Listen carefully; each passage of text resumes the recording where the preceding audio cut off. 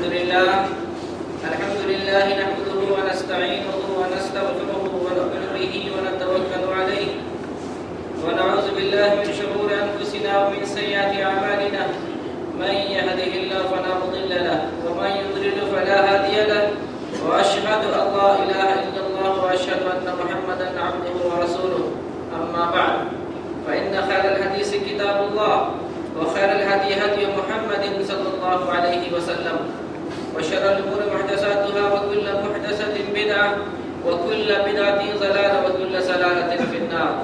أعوذ بالله من الشيطان الرجيم. بسم الله الرحمن الرحيم. لن ينال الله لحومها ولا دماؤها ولكن يناله التقوى منكم.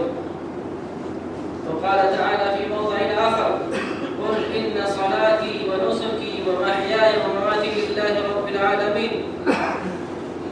ہر قسم کی تعریف اور کبریائی اللہ وحدہ لا شریک کے لیے ہے، جس نے ہمیں دین اسلام کی نعمت سے سرفراز کیا۔ آج یوم النحر، قربانی کا دن، عید الاضحیٰ کا دن اور مبارک دن ہے۔ یہی وہ دن ہے جس دن حجاج کرام حج اکبر کے طور پر بڑے بڑے مناسک کے حج ادا کرتے ہیں۔ آج سب لوگ ایک ہی وقت میں، ایک ہی انداز سے، ایک ہی طریقے سے سارے لوگ جمرہ عقبہ کی رمی کرتے ہیں، کنکری مارتے ہیں، اور قربانی کرنے والے قربانی دیتے ہیں، بال اڑاتے ہیں، پھر خانہ کعبہ کا طواف کیا جاتا ہے اور پھر سعی کی جاتی ہے۔ آج حج اکبر، یوم النحر، قربانی کا دن ایک طرف حاجیوں کے لیے بہت بڑا دن، جس کے اندر صرف حاجیوں کے لیے نہیں بلکہ پوری امت مسلمہ کے لیے توحید، اتفاق و اتحاد اور ایک ساتھ زندگی گزارنے کا سبق ملتا ہے۔ یہ حج انسان کے اندر یگانگت، یکسانیت، وحدانیت اور اتفاق و اتحاد پیدا کرنے کا درس دیتا ہے۔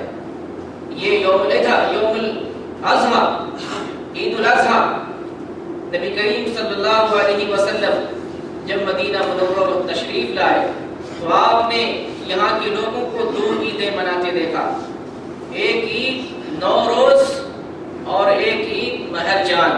نبی پاک صلی اللہ علیہ وسلم نے مسلمانوں سے کہا کہ اللہ رب العزت نے ان دونوں عیدوں سے بڑھ کر تمہارے لیے عید کا دن دیا ہے، اور وہ ہے عید الاضحیٰ اور عید الفطر۔ پھر اس کے بعد مسلمانان اسلام، مدینہ والے، یہ دونوں خوشیاں منانے لگے۔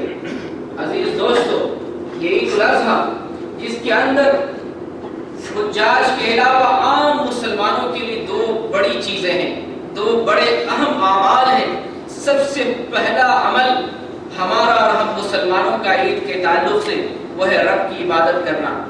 ہم خوشی کے دن، ہم اظہار خوشی کے طور پر رب تعالی کے لیے شکریہ بجا لاتے ہیں اور 2 رکعت نماز ادا کرتے ہیں۔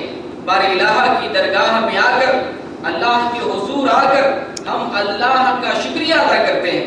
ہمیں عید کے دن بھی اگر ہم خوشی مناتے ہیں تو رب کو سب سے پہلے یاد کرتے ہیں، رب کا شکریہ ادا کرتے ہیں کہ اس نے ہمیں عید منانے کا موقع دیا، اس نے ہمیں صحت دی، اس نے ہمیں جان دی، اس نے ہمیں مسلمان بنایا اور اتنا بڑا عظیم دن، خوشی کا دن عطا فرمایا۔ ہم رب تعالیٰ کی، رب ذوالجلال کی، اور وہ ذات جو ساری چیزوں پر قادر ہے، ساری چیزوں پر طاقت رکھنے والی اور ساری چیزوں پر حکومت کرنے والی ہے، ہم اس کی عبادت کرتے ہیں۔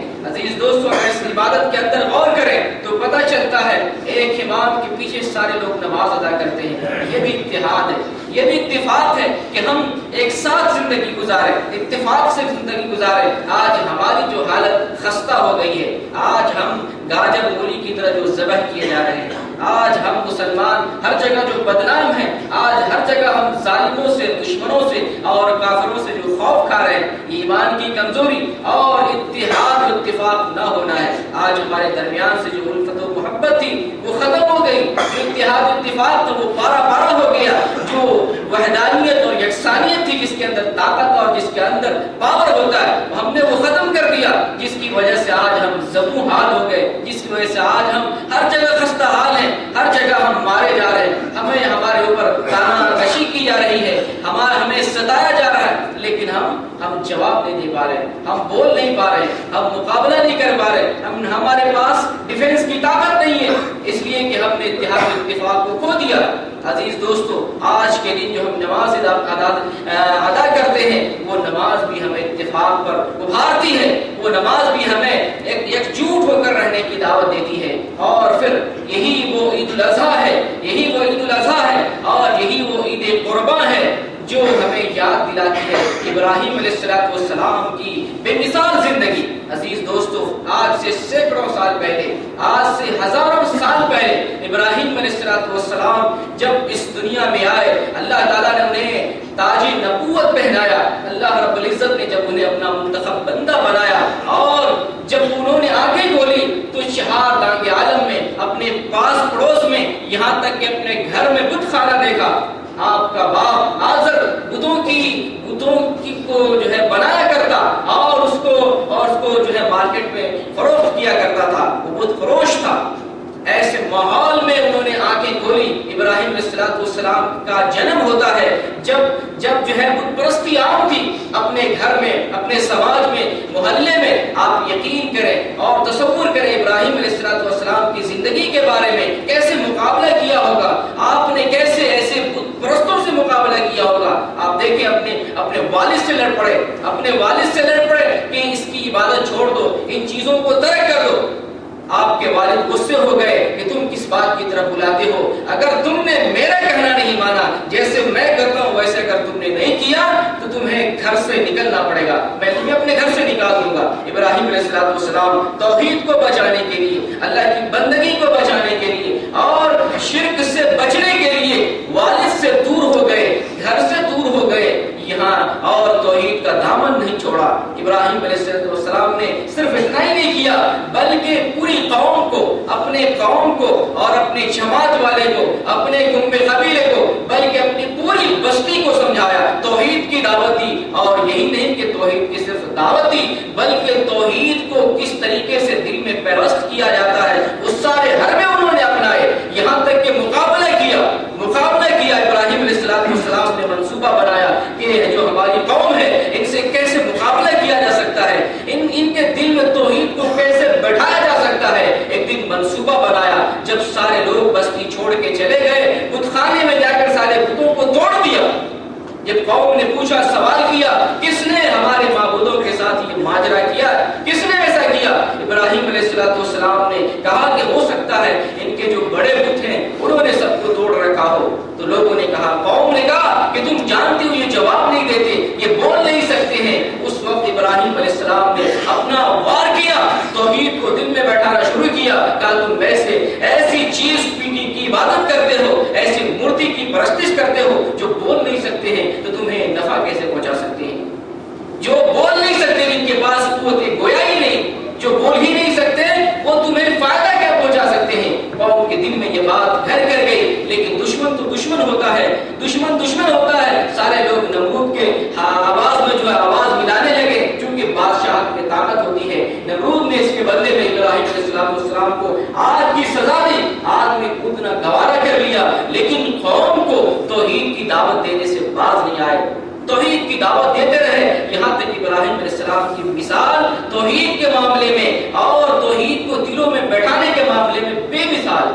ابراہیم علیہ السلام اللہ تعالیٰ ان سے بڑے امتحان لیتے رہے, بڑی آزمائشیں لیتے رہے, اور ابراہیم علیہ السلام سارے امتحان میں کامیاب ہوتے رہے. یہاں تک کہ آپ بڑھاپے میں چلے گئے, اللہ تعالیٰ سے دعا کی, رب ہب لی من الصالحین, یا بار الہ مجھے اولاد دے دے, میں بوڑھا ہو گیا ہوں, میری نسل کیسے چلے گی, میری جو پیڑھی ہے ہم اس کو آگے کیسے بڑھا سکیں گے, اپنی جو نبوت ہے اور جو ہمیں تو نے علم سے سرفراز کیا ہے اور وحی اور رسالت سے سرفراز کیا ہے, اس کو آگے تک کیسے پھیلانا ہے. رب ہب لی من الصالحین, یا بار الہ مجھے اولاد سے نواز دے. اللہ تعالیٰ نے اولاد دیا. جب بوڑھے ہو گئے تھے اور جب اللہ تعالیٰ نے اولاد دی تو پھر اور بھی مصیبتیں اور بھی آزمائشیں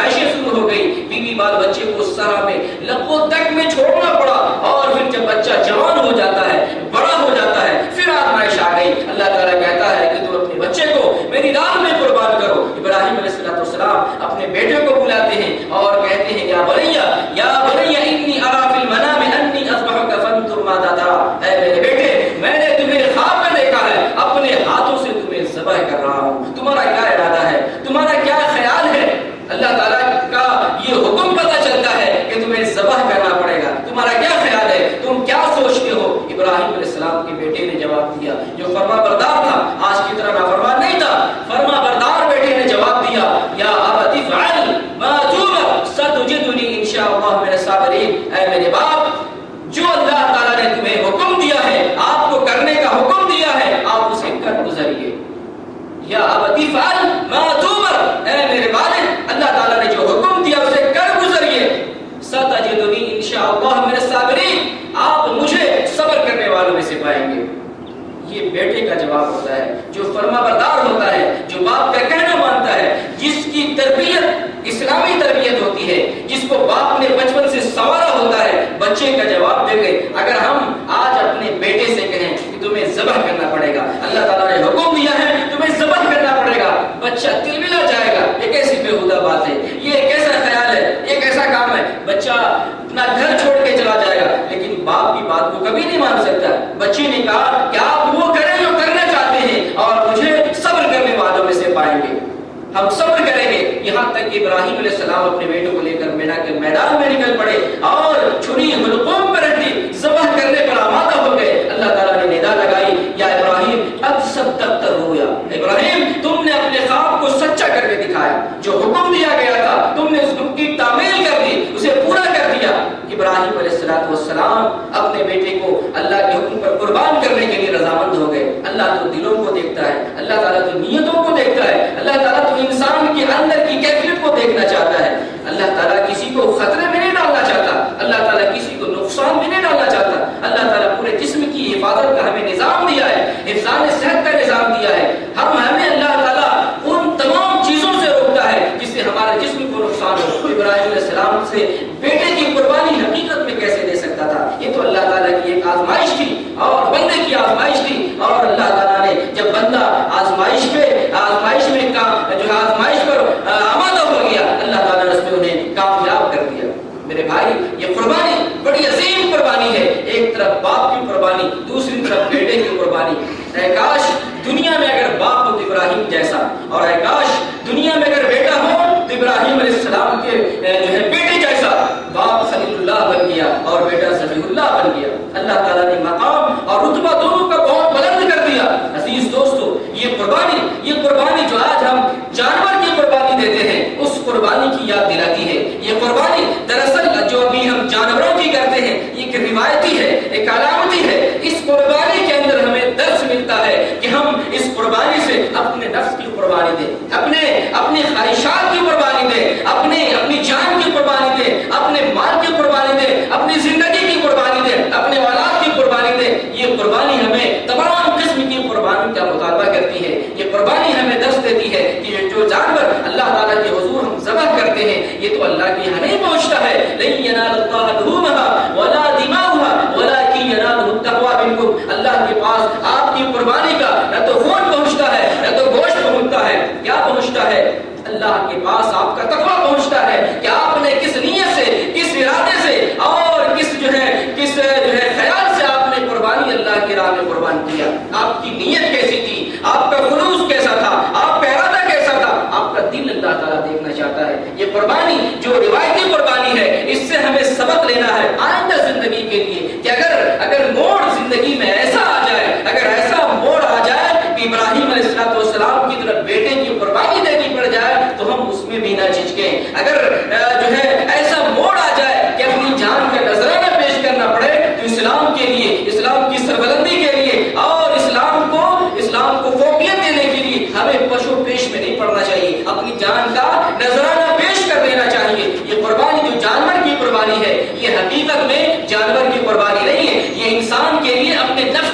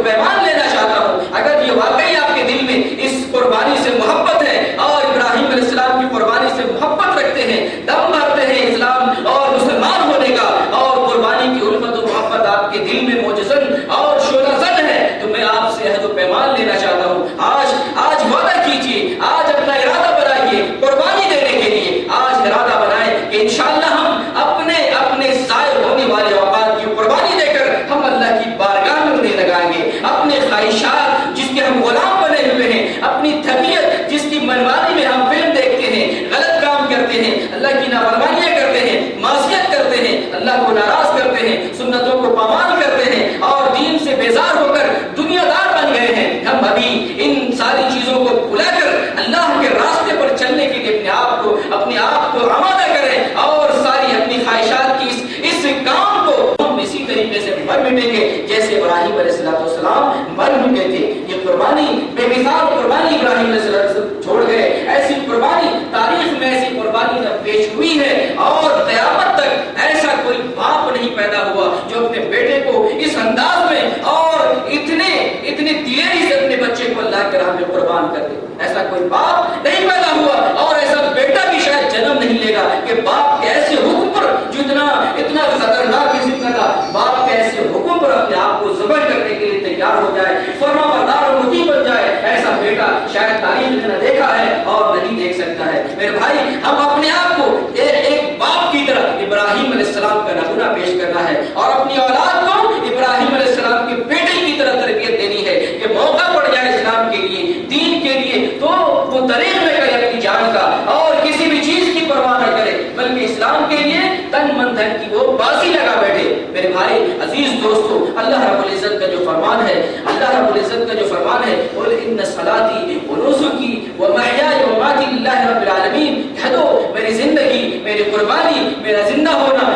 میری موت, میری ساری چیزیں اللہ کے لیے ہیں. حقیقت میں ہماری زندگی ایسی ہونی چاہیے. ہماری زندگی اللہ کی دی ہوئی امانت ہے. اس زندگی کو اللہ کی راہ میں لگائیں, اللہ کی راہ میں قربان کر دیں, اللہ کی راہ میں اس زندگی کو وقف کر دیں اور اللہ تعالیٰ سے دعا کرتے ہیں بار الہ ہمارے اندر جو ایمان کی کمزوری ہے جس کی وجہ سے قربانیاں نہیں دے پاتے ہیں, اے اللہ ہمارے اندر ایمان کی کمزوری کو ختم کر دے. یا بار الہ ہم جو دین سے دور ہو گئے ہیں, یا بار الہ تیرے در سے جو ہم دور ہو گئے ہیں, ہمیں اپنے قریب بنا لے, ہمیں اپنے قریبیوں میں سے بنا لے, اپنے منتخب بندوں میں سے بنا لے. یا بار الہ ہم کمزور ایمان والے, ہم مخلوق الحال, ہم تنگ دست اور جو ہے بہت مختصر سی عبادت کرنے والے, یا بار الہ ہمیں اپنے نیک بندوں میں سے بنا لے, ہمیں صحیح طریقے سے عبادت کرنے والا بنا دے. اے اللہ ابراہیم علیہ السلام کی طرف فرما بردار بنا دے, ان کی بیٹی کی طرح حکم پر تعمیل کرنے والا بنا دے. یا بار الہ ہمیں قربانی سے نصیحت لینے والا بنا دے. یا بار الہ جس طریقے سے ابراہیم علیہ السلام نے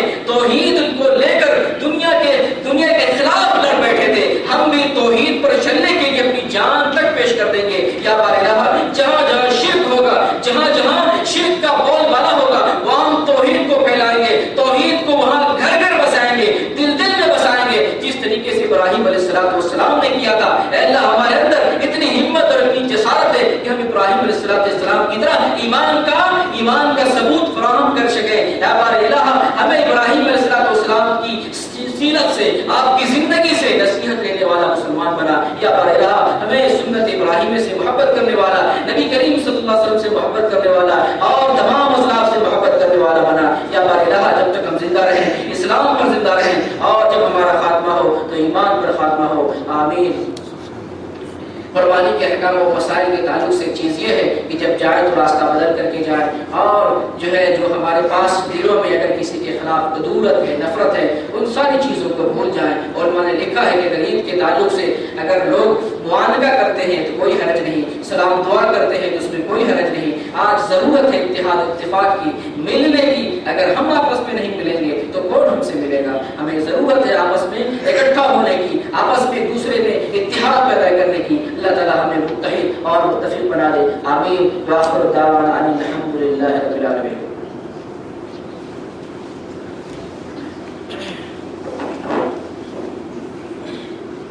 خطبہ ختم ہو گیا ہے. جن لوگوں کو ملنا ہو دوسرے سے گلے ملنے